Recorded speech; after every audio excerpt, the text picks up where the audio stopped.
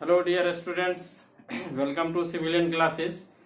Previous lecture में हमने बात किया था कि आपका सेंटर ऑफ बुओयेंसी कैसे हम लोग फाइंड आउट करते थे और कोई भी बॉडी यदि आपका सबमर्ज है या फ्लोट कर रहा है उस पे जो अपथ्रस्ट फोर्स लग रहा था उसका मैग्नीट्यूड क्या होगा, उसको किस तरह से हम लोग फाइंड आउट किए थे।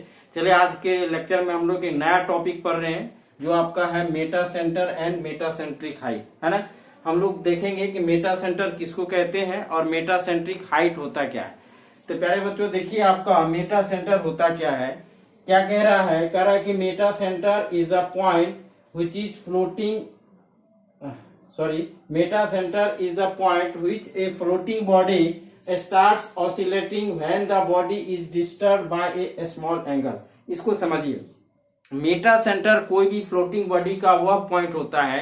यदि मान लीजिए कोई भी बॉडी आपका फ्लोट कर रहा है ना, तो यदि हम लोग उसमें कोई स्मॉल एंगल डिस्टरबेंस देते हैं, है ना, तो जिस पॉइंट के अबाउट बॉडी आपका ऑसिलेट करता है उसी पॉइंट को हम लोग क्या बोलते हैं, मेटा सेंटर। हमेशा याद रखिएगा, मेटा सेंटर आपका वह पॉइंट होता है जिस पॉइंट के अबाउट कोई भी फ्लोटिंग बॉडी आपका ऑसिलेट करता है, यदि आप उसमें कोई स्मॉल एंगल डिस्टरबेंस देते हो, ठीक है ना, उसी को हम लोग बोलते हैं मेटा सेंटर। देखिए हमने एक फिगर यहाँ पे बनाया है, मान लेते ये कोई रेक्टेंगुलर बॉडी है, ठीक है ना।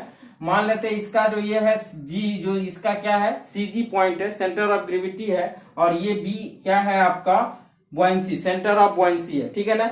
अब हमने इसमें क्या किया, स्मॉल एंगल का डिस्टरबेंस दिया, स्मॉल एंगल का डिस्टरबेंस दिया। अब इसका इस बॉडी का जो न्यू सेंटर ऑफ बुओयेंसी वो क्या हो गया आपका B1, क्या हो गया आपका B1 हो गया, ठीक है ना। ये सेंटर ऑफ बुओयेंसी चेंज हो गया, ये B1। अब देखिए इस नए सेंटर ऑफ बुओयेंसी से एक वर्टिकल लाइन, और जो लाइन आपका सेंटर ऑफ ग्रेविटी से जहां पे आपका इंटरसेक्ट करता है, इसी पॉइंट को हम लोग क्या बोलते हैं, मेटा सेंटर, जिसको हमने किससे डिनोट किया है, M से। वही चीज यहाँ पे लिखा हुआ है, it is defined as the point of intersection between the axes of the floating body passing through the point B and G, passing through the point B and G, and a vertical line passing through the new center of buoyancy B1, ठीक है ना। Clear है, मतलब इस XC ये जो line है, इसी लाइन के अलोंग बॉडी क्या कर रहा है आपका ऑसिलेट कर रहा है ना, और एक नया सेंटर ऑफ बुओयेंसी से एक वर्टिकल लाइन जिस पॉइंट पे इंटरसेक्ट होता है, that point is called Meta centre, ठीक है ना। चलिए इसको नोट कीजिए जल्दी से।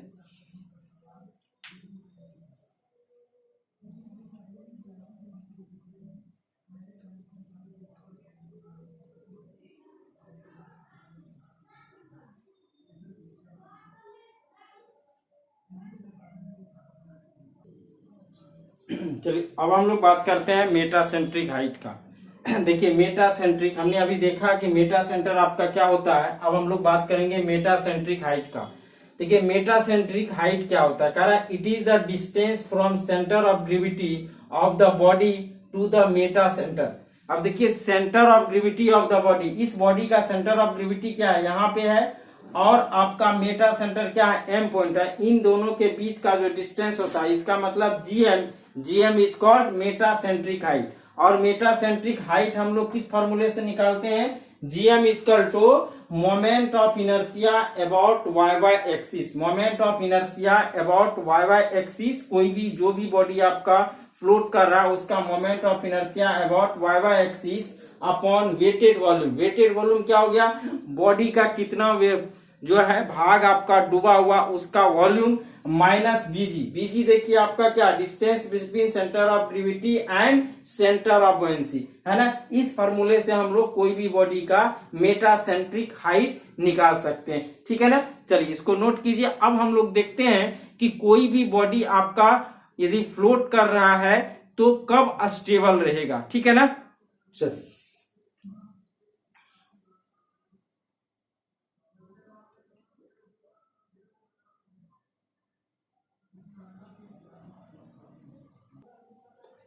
चलिए अब हम लोग देखते हैं, अभी हमने डिस्कस किया कि आपका कोई भी फ्लोटिंग बॉडी का मेटा सेंटर कौन सा पॉइंट होता है ना। हमने देखा है कि आपका वह पॉइंट, जिस पॉइंट के अबाउट कोई भी बॉडी आपका ऑसिलेट करता है, that point is called Meta centre, है ना। अब देखते हैं कि कोई भी बॉडी यदि आपका फ्लोट कर रहा है तो कब वो आपका कितने तरह की स्टेबिलिटी होती है, तो उस चीज की हम लोग यहाँ पे चर्चा करेंगे। देखो 3 तरह का स्टेबिलिटी होता है। एक होता है आपका स्टेबल इक्विलिब्रियम, मतलब स्टेबल इक्विलिब्रियम हम लोग कब कहेंगे, कोई भी बॉडी यदि स्टेबल इक्विलिब्रियम में है, इसका मतलब होता है यदि आप उसमें कोई भी डिस्टरबेंस देते हो, आफ्टर डिस्टरबेंस देने के बाद वो बॉडी अपना ओरिजिनल शेप में आ जाएगा। कहने का मतलब ओरिजिनल पोजीशन में आ जाएगा। वही चीज देखिए यहाँ पे, लेकिन वो कब होगा, कब कोई भी बॉडी आपका स्टेबल इक्विलिब्रियम होगा, क्या कंडीशन इसका होगा, उस चीज को हम लोग समझेंगे। यहाँ पे कह रहा कि इफ द पॉइंट एम, अभी हमने पॉइंट एम की चर्चा किया था, metacentre, if the point M is above G, यानी आपका मेटा सेंटर, कोई भी फ्लोटिंग बॉडी का यदि मेटा सेंटर आपका उसके सेंटर ऑफ ग्रेविटी से एबव है, तो वो बॉडी आपका क्या होगा, स्टेबल इक्विलिब्रियम में होगा। ठीक है ना। Is above G, then body is said to be stable equilibrium, which means that body after disturbance also regain its original position through series of angular displacement. कहने का मतलब है यदि कोई भी बॉडी आपका स्टेबल इक्विलिब्रियम में है, यदि उसमें आप इनिशियल डिस्टरबेंस दे रहे हो, तो आफ्टर डिस्टरबेंस वो अपना ओरिजिनल कुछ समय के बाद क्या आएगा, ओरिजिनल पोजीशन में आएगा। उसी को हम लोग क्या बोलते हैं, आपका स्टेबल इक्विलिब्रियम। और स्टेबल इक्विलिब्रियम के लिए कंडीशन है कि आपका मेटा सेंटर क्या होना चाहिए, सेंटर ऑफ ग्रेविटी से एबव होना चाहिए। ठीक है। चलिए अब दूसरा हम लोग देखते हैं अनस्टेबल इक्विलिब्रियम। कब कोई भी बॉडी आपका अनस्टेबल होगा, उस चीज को देखते हैं। तो क्या है कि यदि M is below the G, then body is said to be under unstable equilibrium, है ना। यदि आपका मेटा सेंटर ऑफ ग्रेविटी से बिलो होगा, नीचे लाई कर रहा है, तो वो बॉडी आपका क्या होगा, अनस्टेबल होगा। इट मींस यदि आप उसमें इनिशियल डिस्टरबेंस दे रहे हैं, तो वो बॉडी अपना ओरिजिनल पोजीशन पे नहीं आएगा। ठीक है ना। उसी को हम लोग क्या बोलते हैं, अनस्टेबल इक्विलिब्रियम। ठीक है ना। उसके लिए आपका जो कंडीशन होना चाहिए, क्या होना चाहिए कि आपका मेटा सेंटर जो है वो बिलो होना चाहिए, किसके, सेंटर ऑफ ग्रेविटी के। तीसरा हम लोग देखेंगे आपका न्यूट्रल पोजीशन, यानी न्यूट्रल इक्विलिब्रियम। कब कोई भी बॉडी आपका न्यूट्रल इक्विलिब्रियम में होगा, तो देखिए हमने देखा कि यदि आपका मेटा सेंटर एम जो है एबव जी, तो आपका क्या होता है, स्टेबल इक्विलिब्रियम। और आपका यदि बिलो जी, तो क्या हो गया, अनस्टेबल इक्विलिब्रियम। और यदि तीसरा कंडीशन जो न्यूट्रल इक्विलिब्रियम की बात हम लोग करेंगे, उसमें ऑब्वियस है कि जी और एम, यानी आपका जो सेंटर ऑफ ग्रेविटी और सेंटर ऑफ जो मेटा सेंटर है वो क्या हो जाएगा, कोइंसाइड कर जाएगा, यानी दोनों एक ही पॉइंट होगा। तो उस कंडीशन को हम लोग बोलते हैं न्यूट्रल इक्विलिब्रियम। ठीक है। चलिए इसको नोट कीजिए।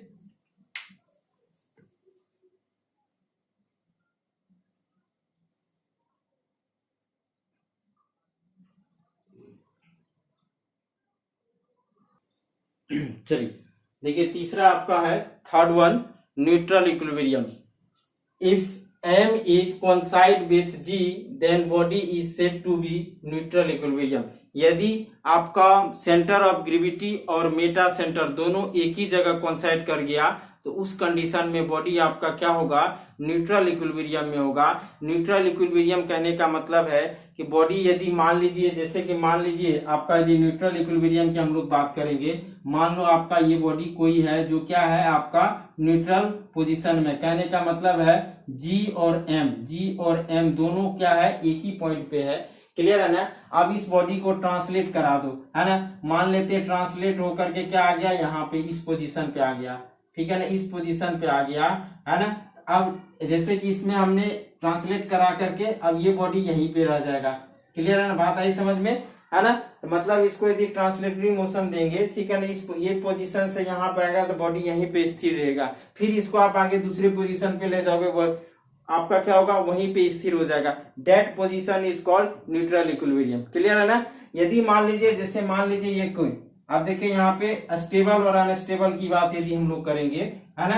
तो प्यारे बच्चों आपका देखो, यदि मान लेते, सपोज करो आपका, यदि आपका ये देखिए, यदि मान लीजिए अनस्टेबल की यदि हम लोग बात करते हैं, मान लेते हैं ये कोई बॉल है ना, यहाँ पे है, इसमें आपने इनिशियल डिस्टरबेंस दिया, ये बॉल इधर जाएगा, ठीक है ना, फिर ये क्या होगा, इधर भी आएगा, इधर भी आएगा, है ना, फिर कुछ समय के बाद ये ऑसिलेट करेगा और एक समय के बाद, एक टाइम इंटरवल के बाद क्या आएगा, ये अपने ओरिजिनल पोजीशन पे आ जाएगा, अपने ओरिजिनल पोजीशन पे। इसको हम लोग बोलते हैं स्टेबल इक्विलिब्रियम। और यदि हम लोग बात करें, यदि मान लीजिए यहाँ पे ये कोई बॉल है ना, अब इसमें हमने इनिशियल डिस्टरबेंस दिया, अब ये या तो इधर आएगा या इधर भी जाएगा, ये अगेन अपने ओरिजिनल पोजीशन में नहीं आएगा। इसको हम लोग बोलते हैं न्यूट्रल,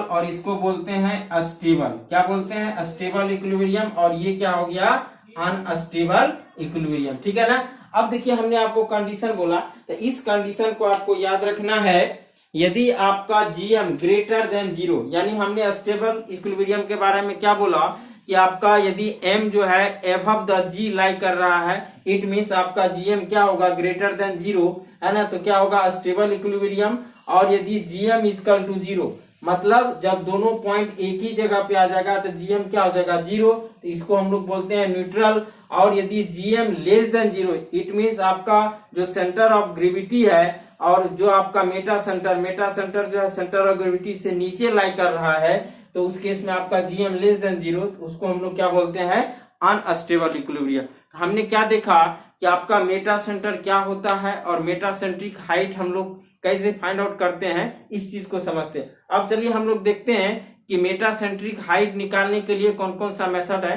तो मोस्टली यहाँ पे दो मेथड हम लोग पढ़ते हैं, एनालिटिकल मेथड और एक्सपेरिमेंटल मेथड, है ना। तो हम लोग यहाँ पे जितने सारे क्वेश्चंस आते हैं वो आपका एनालिटिकल मेथड से सॉल्व होता है और उसी चीज को हम लोग यहाँ पे सीखेंगे, ठीक है ना। चलिए इसको नोट कीजिए।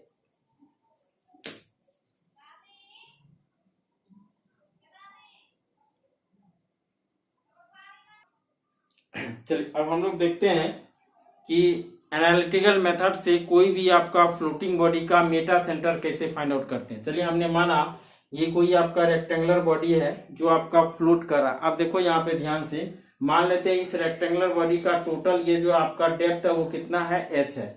ये CG आपका है, ये क्या हो जाएगा h/2 और ये क्या हो जाएगा आपका h/2।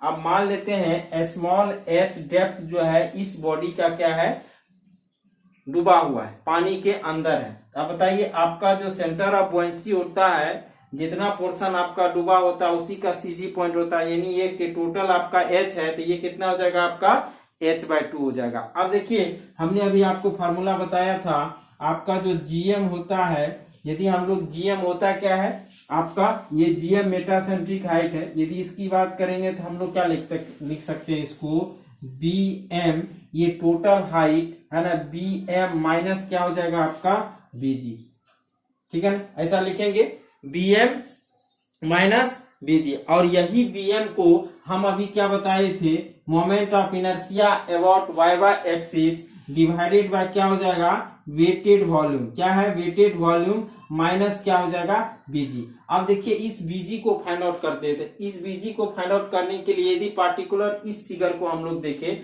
तो BG, अब बताइए ये हाइट कितना होगा।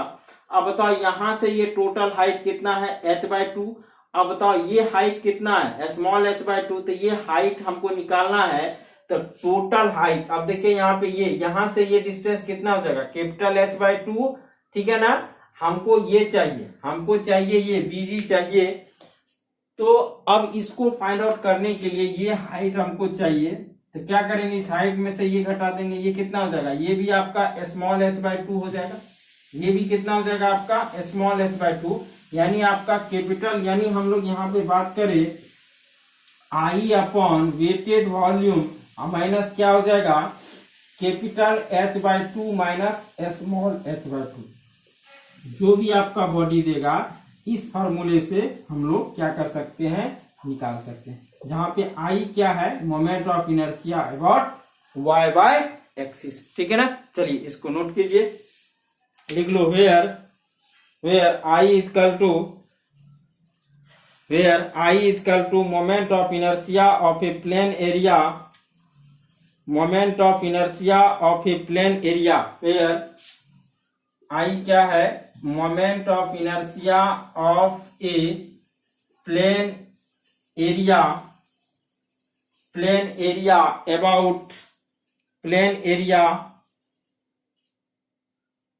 या ऐसे लिखो plane area at liquid level, plane area at liquid level, plane area at liquid level of the top view, liquid level of the top view, top view, liquid level of the top view है ना, about Y axis, about Y axis है ना। कहने का ये मतलब है कि आपका आई जो होता है, हमने हमेशा क्या बताया कि आई जो होता है वो क्या होता है, वाई वाई एक्सिस। जैसे सपोज कीजिए हमारे हाथ में ये क्या है, मार्कर है, ठीक है ना। अब इसका हमको सपोज करो ये इस तरह से डूबा हुआ है ना, तो डूबा हुआ है, तो अब इसका जो हम लोग लेंगे वाई वाई एक्सिस के, तो हमेशा देखिए इसको टॉप व्यू यानी इसका जो प्लान होगा इसको टॉप से देखने पे क्या, सर्किल, तो सर्किल का मोमेंट ऑफ इनर्शिया, ठीक है ना, π/64 d पे पावर 4। हमेशा कोई भी बॉडी यदि आपका है तो उसको हम लोग को कहां से देखना है, टॉप से देखना है। टॉप से वो कैसा दिख रहा है ना, उसका मोमेंट ऑफ इनर्शिया आपको यहाँ पे लेना है, ठीक है ना। चलिए इसको नोट कीजिए।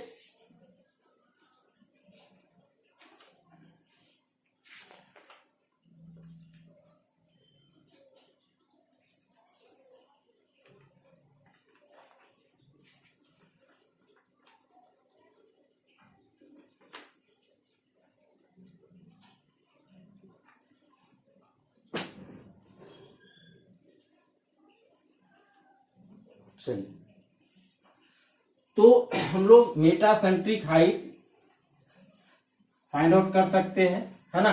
जैसे मान लीजिए कोई सिलिंड्रिकल बॉडी है ना, जैसे यदि मान लेते हैं कोई भी सिलिंड्रिकल बॉडी है, सपोज कीजिए आपके पास ये कोई सिलेंडर है ना, ये सिलिंड्रिकल बॉडी है और ये आपका डूबा हुआ, ये देखिए आपका कोई सिलिंड्रिकल बॉडी है। अब इसका यदि हम लोग टॉप से देखेंगे तो टॉप से क्या दिखेगा, ये सर्किल दिखेगा। यदि ये सर्किल का मान लेते हैं रेडियस r और डायमीटर d है, तो इसका आई वाई वाई है ना, क्योंकि यही आपका वाई वाई एक्सिस होगा, तो क्या हो जाएगा आपका π/64 d पे पावर 4, ये आपका क्या हो जाएगा, moment of inertia about Y Y axis, ठीक है ना। तो हमने अभी मेटा सेंटर क्या होता है, किस तरह से मेटा सेंट्रिक हाइट हम लोग फाइंड आउट करते हैं, तो चलिए इस पे एक न्यूमेरिकल हम लोग करते हैं। चलिए इसको नोट कीजिए जल्दी से।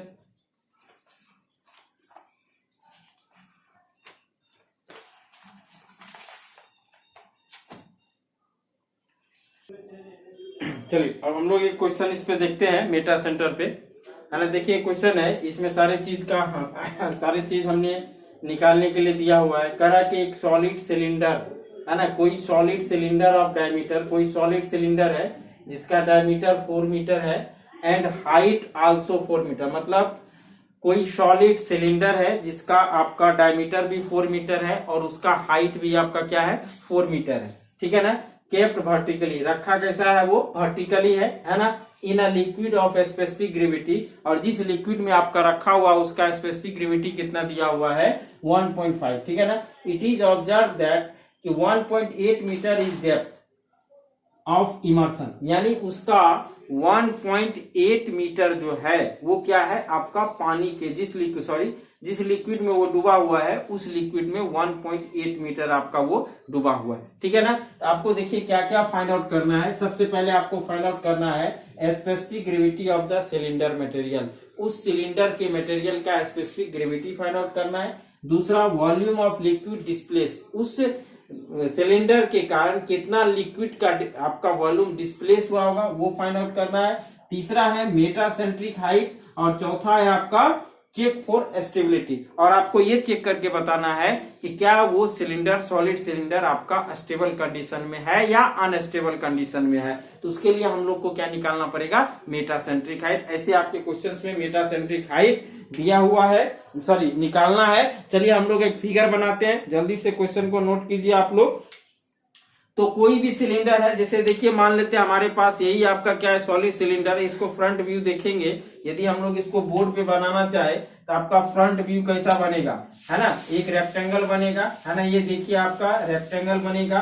अब इस रेक्टेंगल का हम क्या कर दिए, फ्रंट व्यू। अब देखो ये आपका वर्टिकल एक्सिस, इसका टोटल हाइट क्वेश्चन में कितना दिया हुआ है, ये दिया हुआ आपका कितना, 4 मीटर। कितना दिया हुआ है, 4 मीटर आपका दिया हुआ। यदि हम लोग इसका सेंटर ऑफ ग्रेविटी की बात करेंगे तो सेंटर ऑफ ग्रेविटी यहां से पास करेगा, है ना, यानी ये कितना हो जाएगा 2 मीटर, ये भी कितना हो जाएगा 2 मीटर। अब क्वेश्चन में आपका इस सिलेंडर का डायमीटर आपका कितना दिया हुआ है, गिवन डेटा जो गिवन यहाँ पे दी, सॉल्यूशन की बात करेंगे, गिवन आपका कितना, यदि गिवन डायमीटर कितना दिया हुआ है 4 मीटर।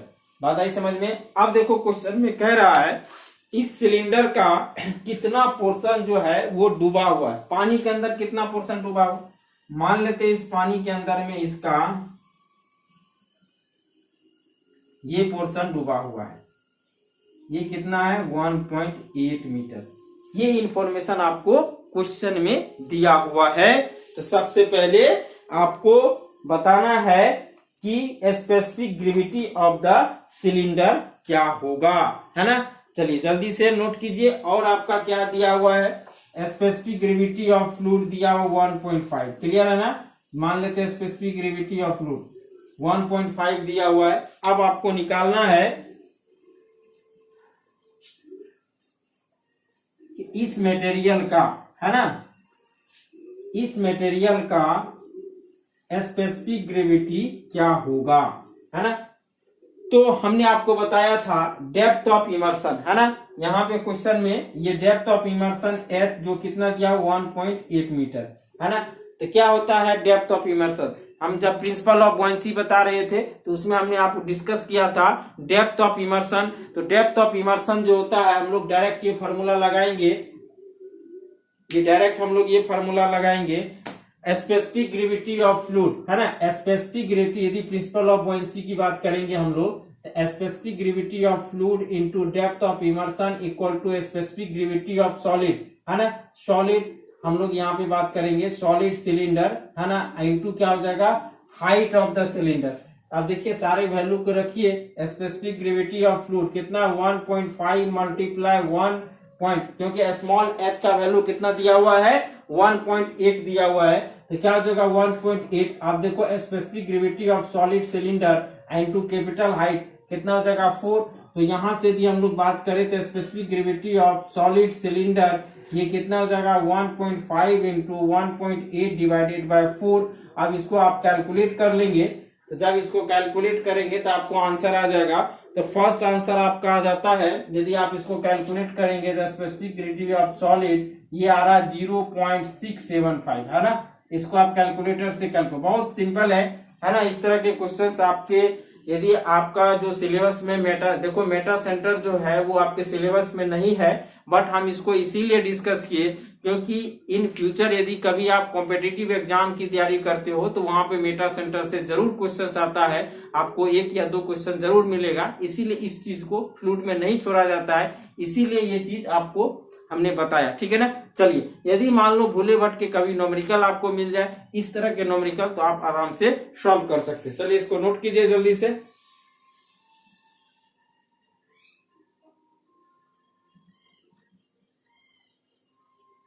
चलिए दूसरा आपका निकालना है कि वॉल्यूम ऑफ लिक्विड डिस्प्लेस्ड, कितना वॉल्यूम इसका डिस्प्लेस्ड होगा, है ना।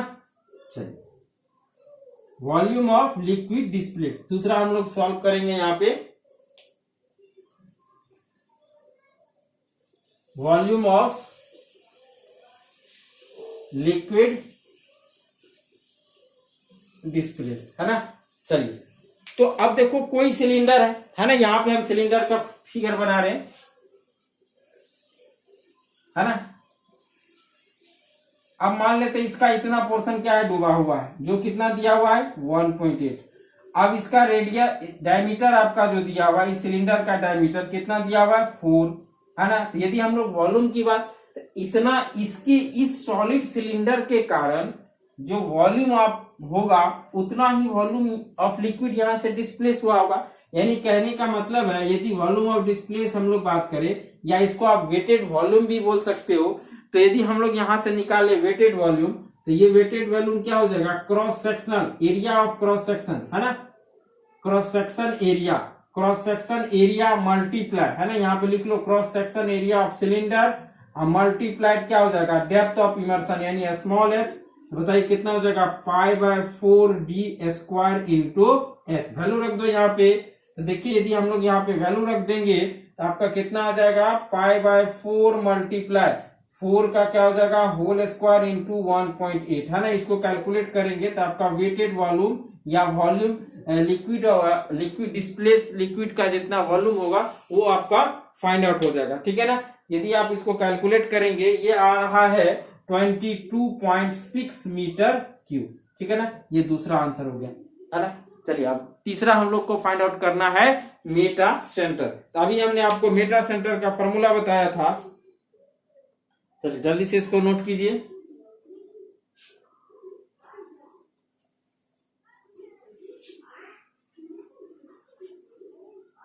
अब इसका हम लोग मेटा सेंटर की बात करेंगे। अभी हमने आपको मेटा सेंट्रिक हाइट, है ना, थर्ड वन,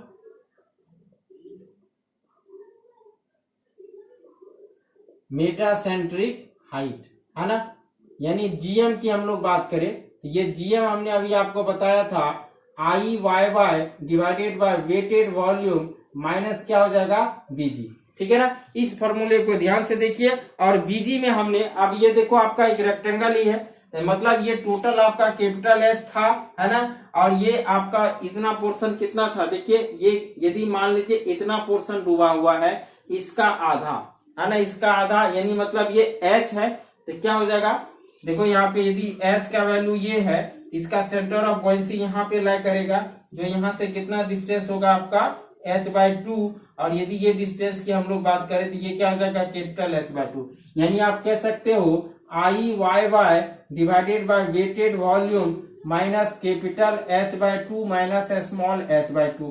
सारे वैल्यू को रख दो। अब देखो ये आपका सॉलिड सिलेंडर है, तो हम लोग यदि टॉप से देखेंगे तो कैसा दिखेगा, एक सर्कल दिखेगा। तो moment of inertia about y axis क्या हो जाएगा 5/64 d⁴। तो सारे वैल्यू को यहाँ पे हम लोग रख देंगे तो आपका आंसर आ जाएगा, ठीक है।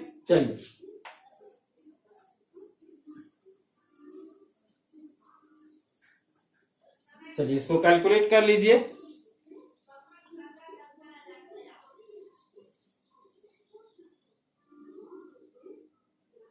चलो तो देखो यहाँ पे कितना हो जाएगा मोमेंट ऑफ इनर्शिया 5/64, है ना, small d⁴ divided by weighted volume अभी just area cross sectional area कितना π/4, है ना, d², ठीक है ना, मल्टीप्लाई।